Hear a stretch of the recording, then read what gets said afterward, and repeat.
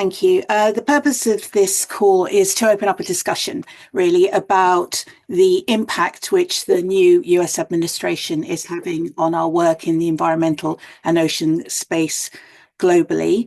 And to facilitate that discussion, Comms Inc. Had a brainstorming session, really, where we pooled what we were seeing out there, what we were hearing, what we know, and what we thought in terms of possible approaches that we might be able to take as a community to try and offset some of the risks that we're perceiving and I know many of us are experiencing, but also to see if there are any opportunities or solutions that we might be able to craft together.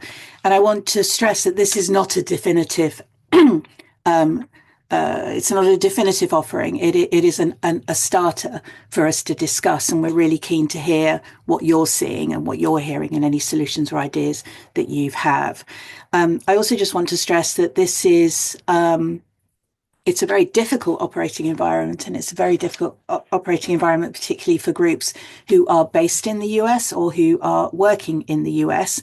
And I just want to recognize that their situation is different to ours, because we're coming at this, and by ours I mean the broader international ocean community, because we're coming at this through the lens of the impact it's having internationally and globally, and the kind of measures and decisions that those groups based in or working in the US will have to take are inevitably going to be slightly different to the ones that we may take globally, but obviously their experience is incredibly relevant and very connected, and we're really hoping that they find some use in this call today, but also that they'll be able to share their insights, and we can find ways to work together so that in addition to protecting the international space, we're also assisting those groups in the US who, as we will examine, may be starting to lose their voice.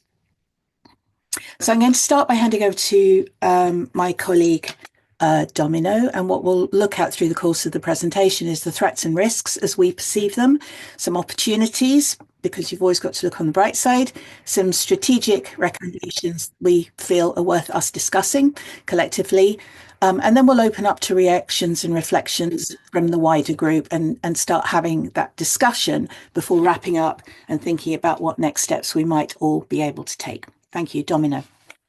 So before we look at opportunities, we need to understand the challenges.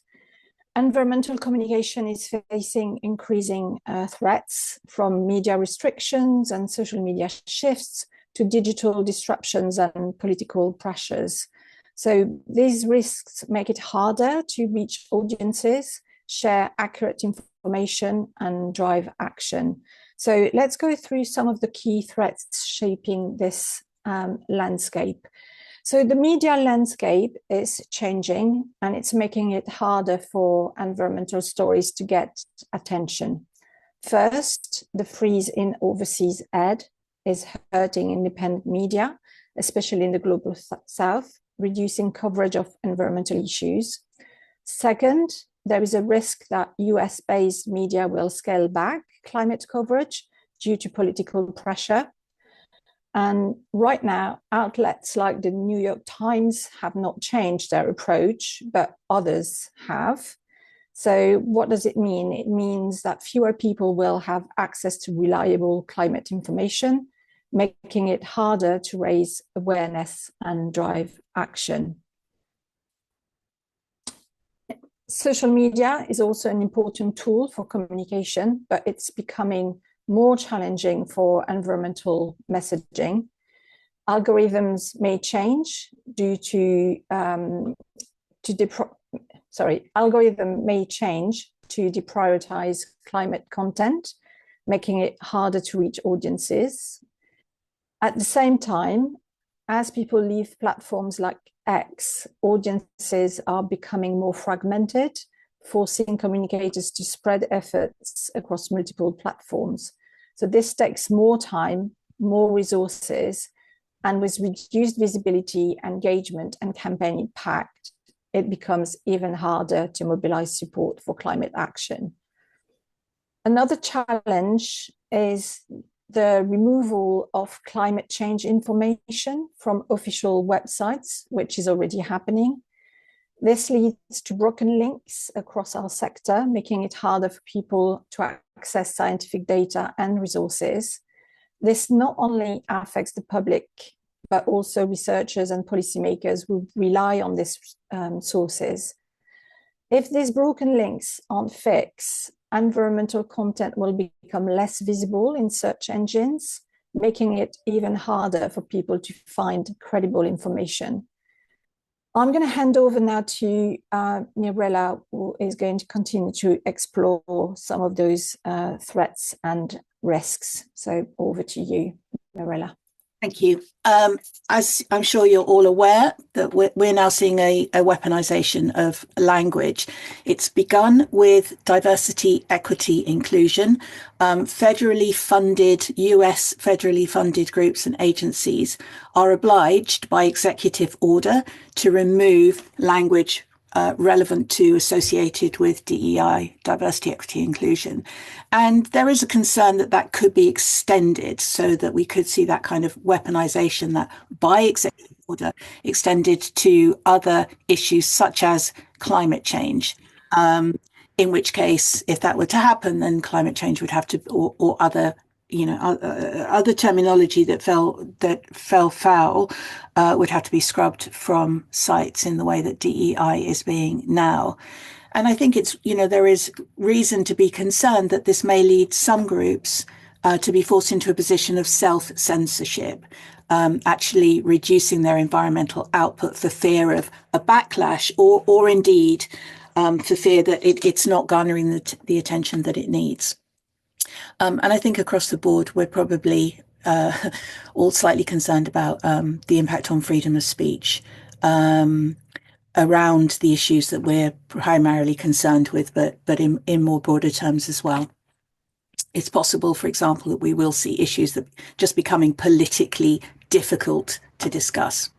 So what we're looking at really, particularly if you take into account that social and legacy media piece that Domino was talking about, we're looking at a public knowledge deficit where people have reduced opportunities to access information by the sort of channels that we typically use in the NGO sector. And so we're probably going to see a reduction in exposure to climate and related environmental issues by the public. That is inevitably going to lead to a knowledge deficit. And there is a risk that the misinformation, which we all know is growing I was going to say in popularity, but it's growing in use, will have a vacuum that it can fill. It can actually step in and fill that void. So I think all of which will potentially increase the erosion in trust, which I think is already being felt, that, the public are already exposed to a lot of misinformation. They're going to see less quality, trustworthy environmental information, and that may lead to a distrust in anything that they're seeing. And I think that's, particularly the case in relation to scientific findings and knowledge sharing. Next slide, please.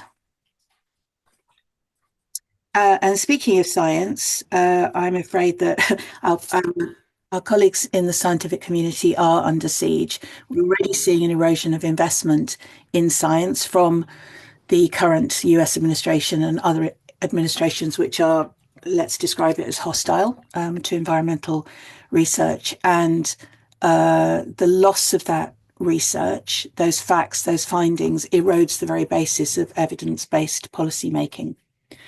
We're also at risk of seeing, and I know we have some science colleagues on the call today, so perhaps they're already experiencing, but a marginalization of the scientists themselves.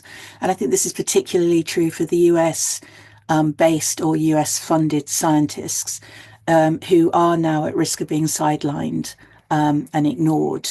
And I think that, we must acknowledge that there is a risk that at least within the US or the channels coming out of the US, their voices may begin to fall more silent. And again, just looking to the erosion of trust and that the damage that that's having where we have an erosion of trust placed in scientists and science, which is something which the US administration seems rather keen on, that will have a profoundly damaging impact on our collective work, because science evidence is so important to what we do. So one of the other threats, I think, is a loss of visibility, really, for the issues that we all work on. It's going to be harder, I think. Looking at some of the challenges around social media, for example, Domino talked about possible changes in the algorithms to sort of deprioritize climate change, etc. We, I think, are at risk of seeing our issue lose visibility, and this may be exacerbated by those groups who are feeling threatened as things stand, actually feel the need to, for example, reduce their ocean or ocean climate portfolio, at least giving it a lower profile during the next few years. The other thing that we're seeing, because of the backlash against DEI, is that efforts across our sector to increase the participation of, for example, Indigenous people, local communities, and other marginalised group is going to be impacted. And it's being impacted because of the US aid situation, but also because that has been very dramatically deprioritised by the US administration.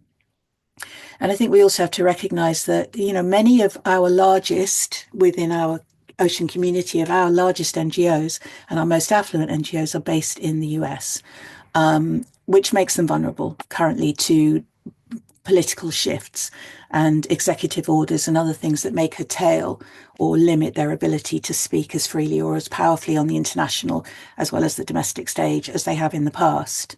And it is possible that some of them, feeling under threat, may scale back their climate and conservation campaigns, or at least take them to a very local level. And that's something that we are seeing, a shift to a more local focus during these unfavourable, let's say, administrations. I think what we need to recognise as a community is that we, those of us outside the US, are going to have to find ways to step in and provide the spokespeople, the impetus and the platforms, if it transpires that the US groups are finding it harder to do so.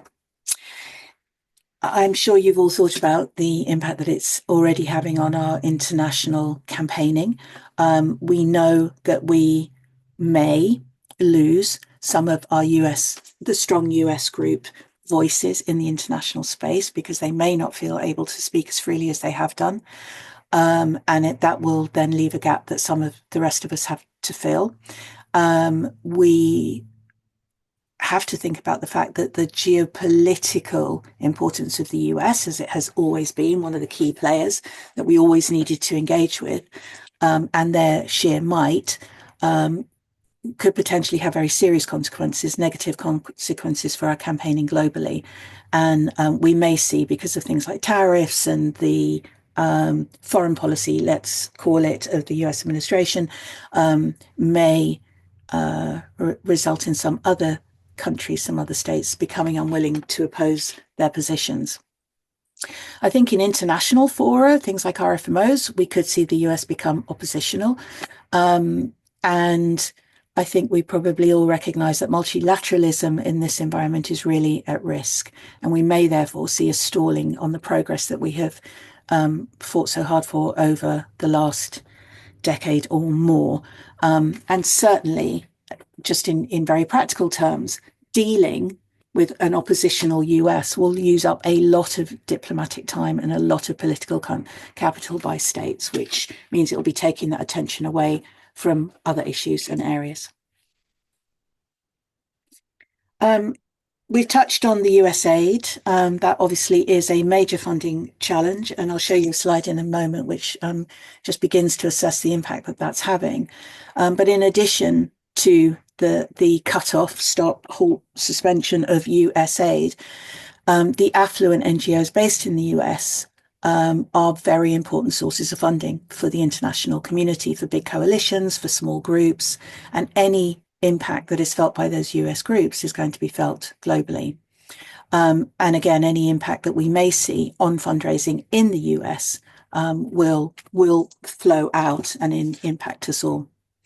We also know that it's already been seen that there's an emergency diversion from for example, philanthropic sources to try to stabilize really important international bodies such as the UNFCCC, and to support smaller groups around the world who have suddenly lost the majority of their funding because of the US aid cuts.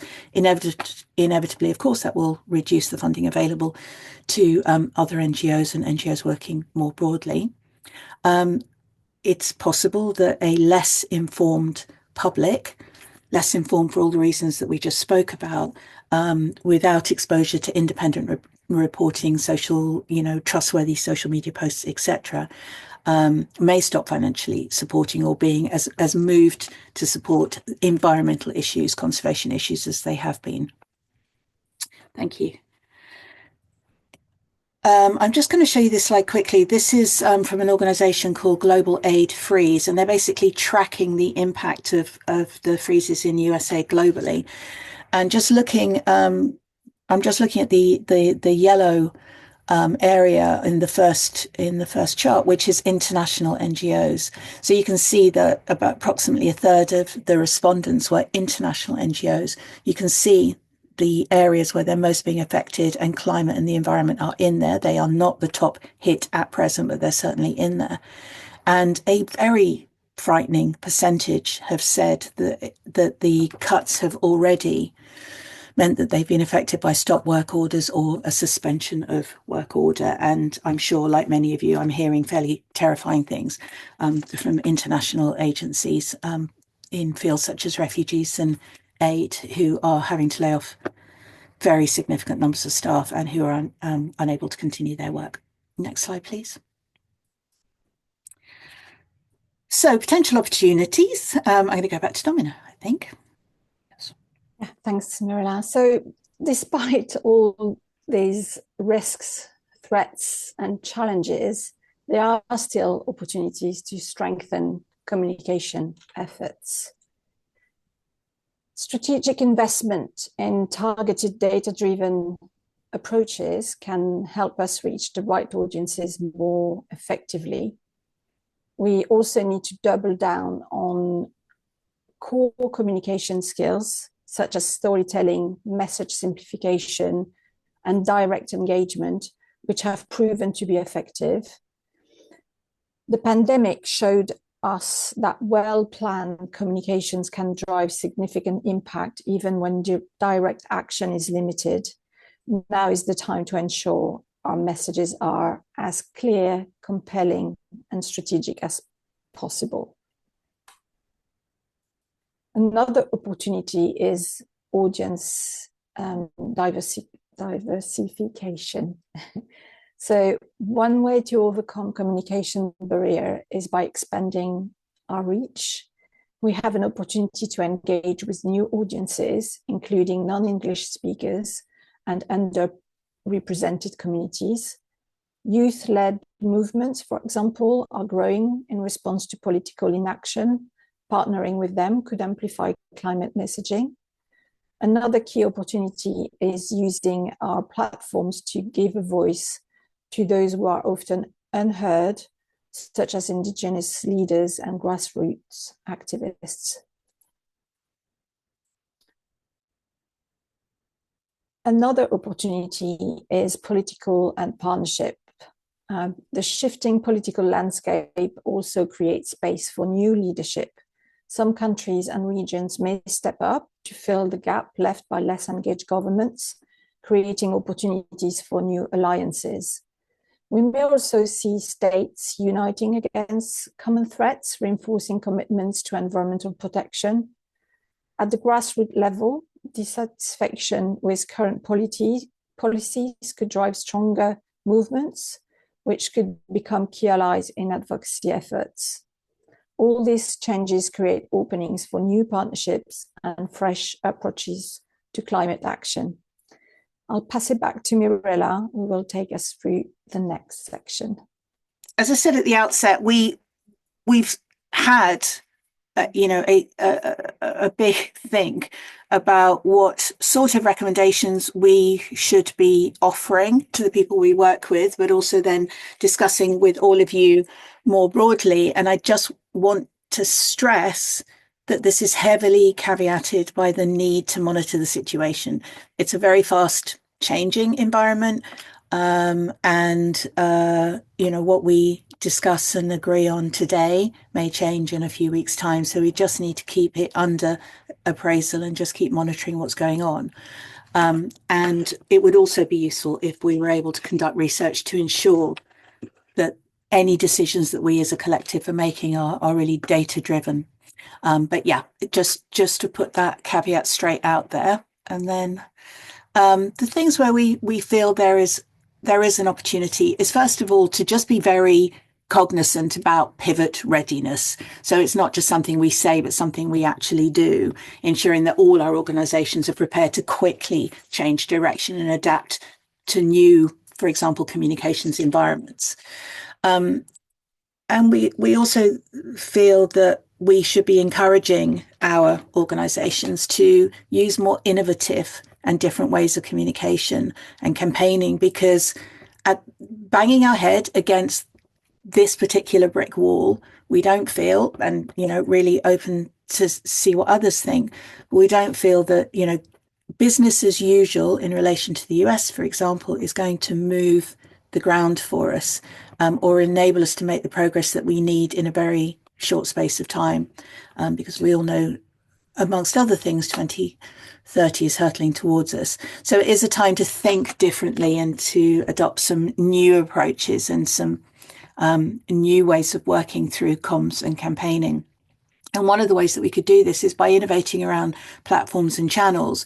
We've talked about how we're going to lose access to channels and or lose power within those channels, because where we use, Meta-owned platforms, X, etc., we have no power over the algorithms or how our material is then shared. So this is a good time to think about what we can control and where we can make sure that it is truthful and reliable, and back that up, back those platforms and channels up with more direct forms of outreach. So there's almost this sense of going back a little bit in time, to before social media and before mass communication channels, to think about how did, not all of you will remember, but I'm old enough to remember, how we used to communicate before those mass channels existed. And they allow us, although they had their constraints, what they did allow us to do was directly reach and talk to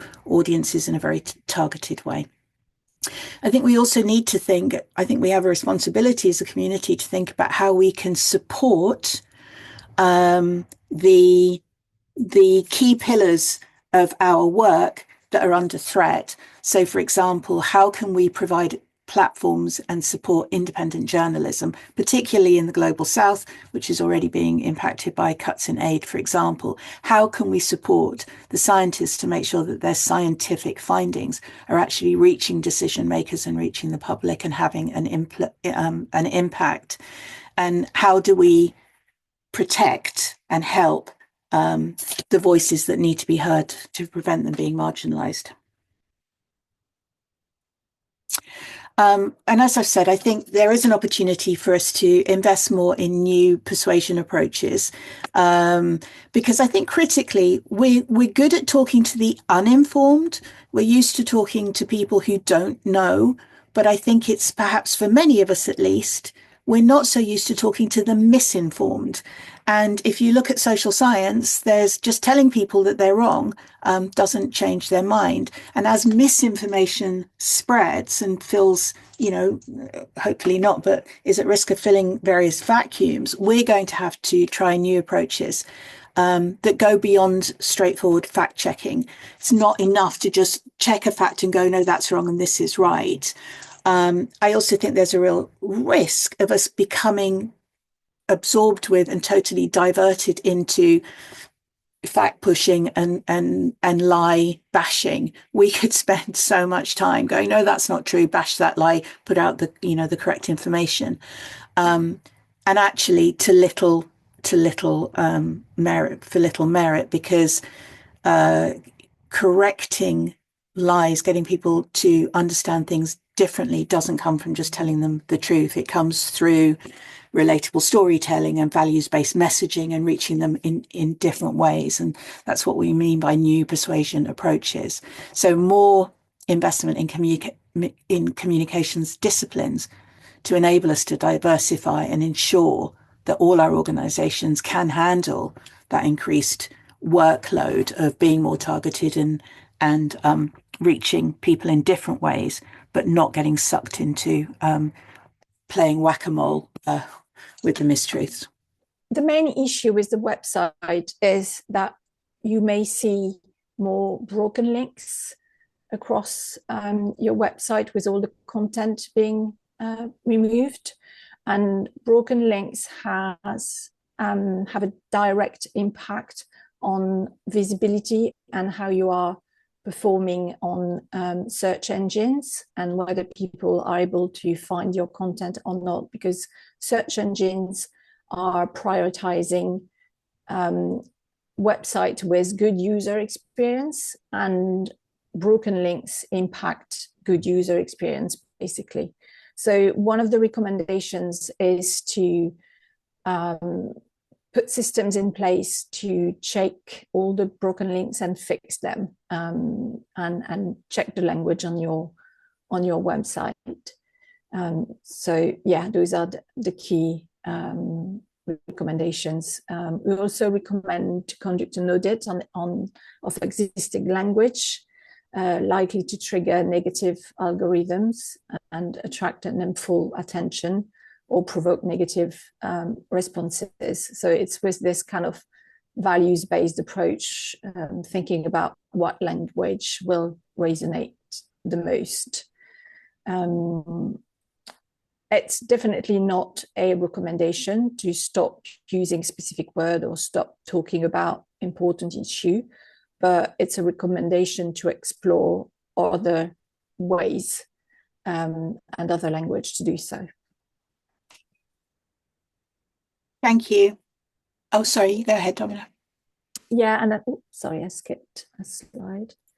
Yeah, and then a recommendation regarding social media. It's rather than chasing algorithms or focusing on growing a large following, it's probably better, considering the current landscape, to focus on platform-specific content and community-driven approaches. So what does that mean? It means prioritizing engagement and participation over just broadcasting information. So it's about creating spaces where audiences feel like active participants rather than passive consumers, and make people feel seen and heard. So it's really about bringing back social in social media. It's about amplifying trusted messengers, scientists, indigenous leaders, and grassroots voices to counter misinformation and make complex issues more accessible. It's about creating content that resonates with people's values, sparking meaningful dialogue rather than just filling feeds. And I'll just add that it's better to have less followers but engaged followers than a massive, like focusing on growing a following of people who don't engage with your content. So yeah, forget about the algorithm, focus on quality content and engaging content, and making people feel seen and heard is a key way of addressing all the challenges that we've seen, especially on social media. Thank you. One of the things that we know from existing research is that there are some ways that it is effective to talk to conservative, hard C conservative governments and voters, audiences. And I think there's a lot that we can learn from that. And just the headlines on that are that it is better to focus on the past. And if you can't focus on the past, focus on the present, because what those audiences like to think is that things were better before. So they're quite comfortable with the idea that something was better before and that they could restore it. So they're open to the idea that by taking action, by getting engaged, they can restore something that was back to its past glory. And they also are more interested in the present and what they can preserve. So they can hold on to what they've got, they can take action to preserve it. What they're not interested in is the future and the impact if they don't take action now. So that past and present focus will be more helpful than casting ahead and saying, this is going to be the world if we don't take action. It's also more effective, and this goes back to some of the kind of quite fundamental comms disciplines really around storytelling, but making them local stories. So environmental stories that are geographically local or perhaps based on some other connection, societal connection around perhaps a shared interest. So parochializing our stories, our messages as much as we can so that it's relevant, feels relevant and local to the groups that we need to engage, which again goes back to the need to be more targeted in a very fragmented world. I say this completely understanding how much work that is, but this is unfortunately what we're going to have to grapple with. The other framing, which actually works for this audience, is around animal welfare. So if you talk about animal welfare, animal well-being, animal mistreatment, you will get a high level of positive engagement. So finding ways to frame biodiversity through that sort of lens when we're speaking to those kind of governments and audiences, particularly in the US at the moment, finding that, biodiversity through the lens of animal well-being will be far more effective than talking about protection of biodiversity, for example. And the other framing that works is by triggering values, use language that triggers values around purity and cleanliness. So concepts like pure water, clean air, and fighting pollution, the things that disrupt pure water and clean air, are powerful and again tend to attract positive attention.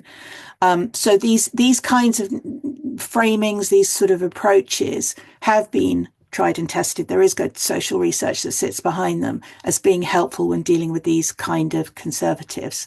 And certainly they're the kind of things that would probably serve us as a way of talking about climate change and possibly some other environmental issues during this phase.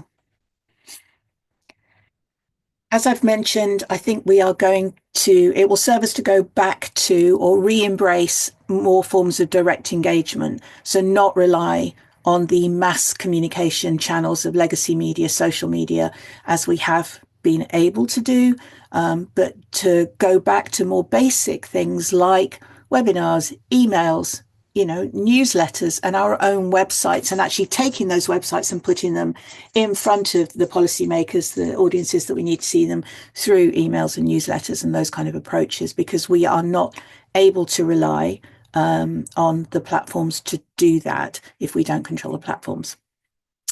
Absolutely crucial is that we keep talking. This is not, I know this, for those of you who've this is news to, it probably sounds scary, and I saw your comment, Maria.